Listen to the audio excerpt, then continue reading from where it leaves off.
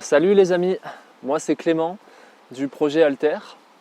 Donc la vidéo qui va suivre est une vidéo de présentation du projet qu'on avait préparé avec Paul en début mars, mi-mars et qu'on comptait partager, mais donc c'est tombé au moment où le confinement est arrivé. Et au vu de l'incertitude du projet et de sa continuité, on avait préféré attendre et la garder. Mais après ces 2 mois de confinement, on a décidé de la partager et on a réadapté notre projet. Donc à la fin de cette vidéo de présentation, il y aura un petit bout de vidéo où Paul vous expliquera comment on a réadapté notre projet et ce qu'on va faire finalement pour les mois qui vont arriver. Voilà, à bientôt, bon visionnage.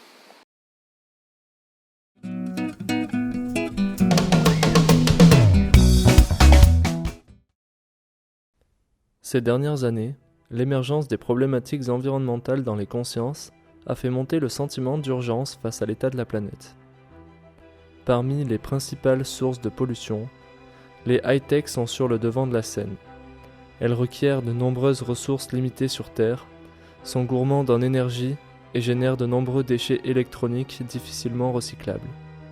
Or, elles sont omniprésentes dans notre quotidien et leur durée de vie limitée nous pousse à toujours acheter de nouvelles machines.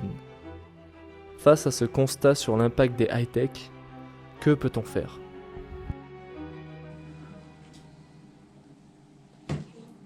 On fait quoi, Clément ? On pourrait imaginer des systèmes plus durables, réparables et accessibles à tous, qui nous permettraient de se passer de tous ces appareils dont on ne maîtrise pas la technologie, et ainsi redéfinir la notion de progrès technique vers quelque chose de plus adapté à nos besoins réels et à ceux de la planète. Et ces solutions, elles existent déjà. De nombreux systèmes résilients existent un peu partout dans le monde, souvent pour répondre à des problématiques locales. Et ces solutions, on les appelle les low-tech. En gros, les low-tech, c'est faire mieux avec moins. C'est se déplacer, s'alimenter, se chauffer, avoir accès à l'eau et l'énergie autrement, de manière plus durable. Ces inventions commencent à être documentées, mais il reste encore beaucoup de low-tech méconnus à découvrir, dont le potentiel est immense. D'ailleurs, on ne s'est toujours pas présenté. Moi, c'est Paul. Et moi, c'est Clément. On est tous les deux étudiants ingénieurs à Grenoble. Et nous, ce concept, il nous a parlé. On est persuadé que les systèmes low-tech méritent d'être diffusés à plus grande échelle. C'est pourquoi on s'est lancé un défi. Partir à la découverte de systèmes low-tech à travers l'Europe durant 5 mois.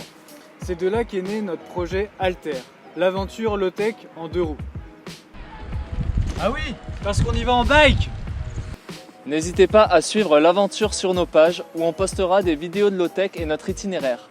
À bientôt! Ciao ciao!